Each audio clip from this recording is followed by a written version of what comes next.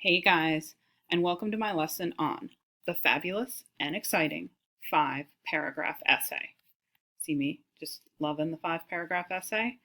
It's a really useful tool to use, or to use and to learn, not just for passing the SOL, but also for making all of your writing and all of your thinking clearer and more logical. So what we are going to go over are what the 5 paragraphs are. We're going to review how to approach the prompt that we talked about, I think about a week and a half ago. We're going to go over how to write an introduction, how to write body paragraphs, and how to write a conclusion. So here is a student sample essay of the 5 paragraphs. It's not perfect, but they got the organization pretty right. I'm not expecting you to be able to read this, but just to note that they have the prompt up here, so that's what we gave them. And then down here, this is all their 5-paragraph essay. So they have the introduction, which is the first paragraph. They have 3 body paragraphs, 1, 2, and 3. And then they have a conclusion. And that's everything you need for a 5-paragraph essay. You do want to remember when you're doing paragraphs to indent at the beginning of the paragraph, and you don't have to leave a gap between paragraphs. So the 5 paragraphs again are introduction, body paragraph, another body paragraph, and conclusion. Now your essay comes from your prompt. Remember, your prompt is what we give you. It's like your question. Remember that what Ms. Sadowskis and I give you, we're not writing them, we're taking them from old SOL. So they're ones that students have actually been tested on, ones that students have actually seen on the test. About a week ago, we all looked at this one together. It has been said that first impressions are almost impossible to change. Based on your experiences, do you agree or disagree with this statement? Take a position on the issue, support your response with reasons and specific examples. So if we remember, first thing we look for is our topic, and our topic is first impressions. And then our question, taken directly from the prompt, is, do you agree or disagree with this statement? And the statement is, first impressions are almost always impossible to change. So our 2 sides would be first impressions are impossible to change, or first impressions are not impossible to change. And from approaching our prompt, we kind of went over that you want to brainstorm out in a T-chart. This is not part of the essay. I'm just reviewing what we talked about a week ago. So in this case, we brainstormed out some first impressions can change ideas and some first impressions do not change. Remember, you need to pick one side or the other. Even if personally you kind of see both sides, or personally you don't particularly care, you need to pick one side for these essays. And you want to pick the side that you can come up with the best points or reasons why. So clearly, when we talked about this as a class, or when I brainstormed it out on my own, there were more reasons why first impressions can change than there were that they do not change. So you would go with that even if it isn't necessarily your personal belief. You just want to go with what you have the most reasons for. In terms of your position and your 3 points to support it, if visuals work for you, this one might work for you. Think of your position, or the side of the T-chart you pick, as an umbrella, and your 3 points fit under it. They all have to do with that position. If you're saying that first impressions can change, your 3 points might be people grow and change, people are not always on their best behavior, and people, you might be in a bad mood, and so your first impression might not even be accurate. They all have to do with that position. They all fit underneath that umbrella. So that umbrella and those 3 points lead to your introduction, that first paragraph in your 5-paragraph essay. The introduction itself has 3 parts. Background information, where you introduce that topic and what you're talking about. You can usually take that directly from the prompt. So if we go back, the prompt almost always has 1 to 2 sentences in it before it gets to the question. So let me make those bold. So you can usually just copy and paste that. That works as your background information. So your background information is usually already done for you. Next, you move on to your thesis. This is your most important part of your introduction. It is not an introduction without a thesis. Your thesis needs to tell us in crystal clear language which side you are taking.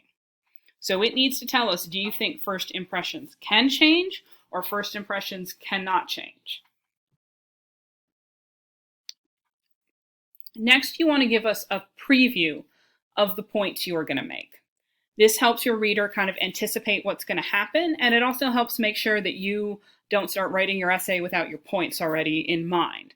So you, from that brainstorming T-chart, if you did one before you started writing, even if you're just holding it in your head, you want to just give us a quick preview of your points or 3 reasons why your thesis is correct.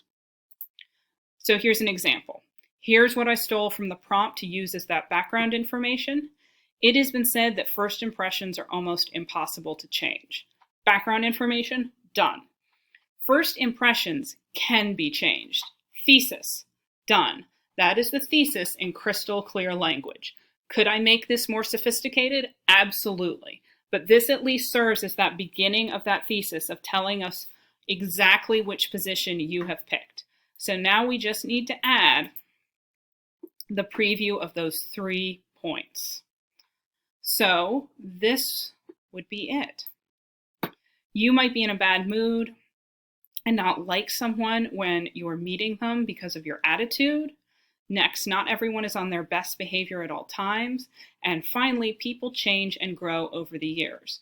So just super quick, 1 sentence for each. Sometimes you don't even need 1 sentence for each, where you're just giving us your reasons, your points, why your thesis is correct. Notice that this person used some transition words like next and finally to let us know that they are moving from one point to the other. You can full on do first, second, finally. You just want to make sure you preview those points so your reader knows where you're going and you know where you're going.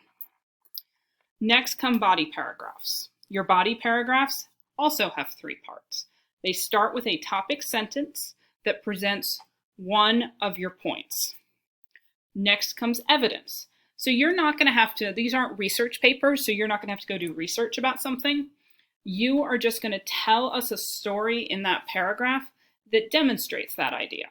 It can be a story about you, it can be a story about a friend. It doesn't necessarily have to be true, but like telling us a little scenario that demonstrates your point.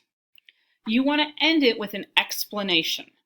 So you want to explain how this proves your thesis. So if your thesis is first impressions can be changed, you want to just at the end make sure that you're really crystal clear, that you're not letting your reader, kind of do the work for you about figuring out how your story proves that. You want to be crystal clear at the end, and you also want to remind people what your thesis was. So you want to tie that back to your thesis. Oh, sorry. So here's an example from a student, not perfect, but she got the organization right. First impressions can change because we all grow and change as people. There's her topic sentence. It's there in teal. It tells us both her thesis and what point she's going to focus on. Then in green here, she tells us a story about being in 6th grade, hanging out with a very cliquey group of girls who are all about image, all about clothes, really snotty, and how she was like that for 6th grade. But then she didn't want to hang out with them anymore. And in the time from 6th grade to high school, she's grown and matured so much. That's her story.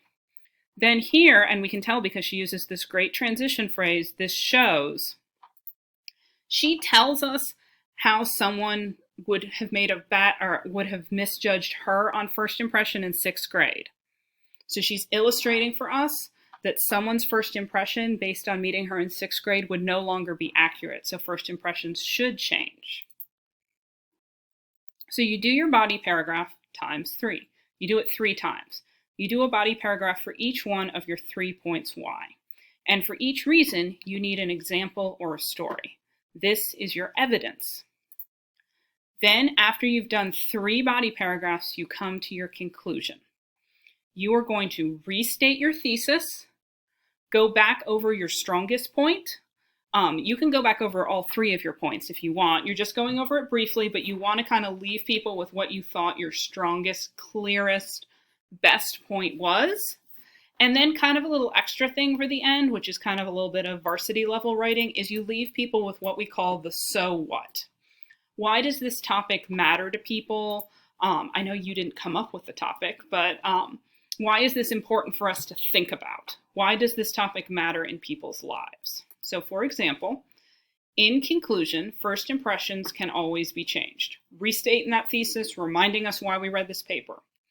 It is important to remember that we all mature and grow, so we should be open to changing our impressions of people. We don't want to make a decision based only on a person's worst day. So she's kind of gone back over 2 of her points.